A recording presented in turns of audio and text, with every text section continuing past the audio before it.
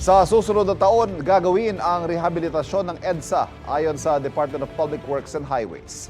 Gagamitin daw ang teknolohiyang time and motion kung saan lalatagan ng bagong layer ang EDSA imbes na bakbakin at palitan.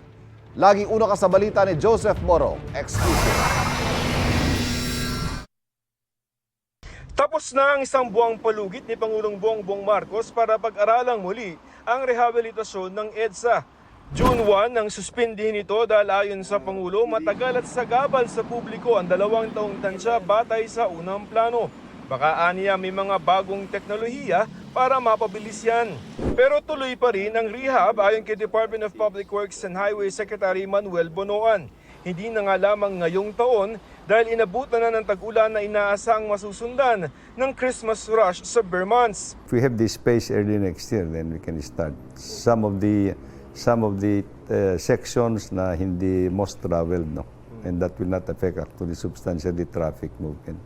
Ayon sa DPWH, mas mabilis at mas mura ang tinitingnan nilang teknolohiya para kumpunihin ang EDSA. Sa orihinal na plano kasi, lane by lane na babakbakin ang kahabaan ng EDSA saka papalitan ng bagong kalsada. 8 hanggang 17 billion pesos ang aabutin ng kabuuang halaga ng orihinal na proyekto. Pero ngayon, sinusubukan nila ang tinatawag na time and motion kung saan lalatagan lamang ng bagong layer ang EDSA. It looks promising. We're not going to scarify it anymore. We'll just put it on top, but we have to stabilize it.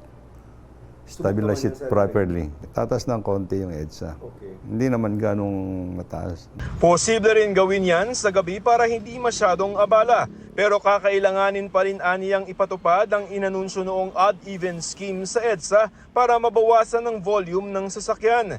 Isusumite ng DPWH sa Pangulo ang rekomendasyon, oras na maisapinal na nila ang teknolohiyang gagamitin.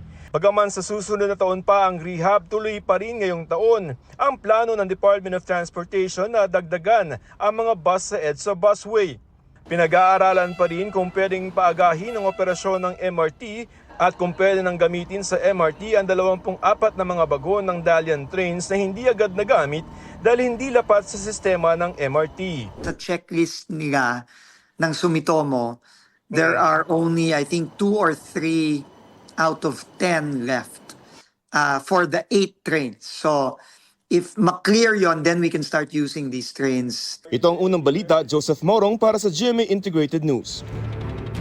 Kapuso, huwag magpapahuli sa latest news and updates. Maging una ka sa balita at mag-subscribe sa YouTube channel ng GMA Integrated News.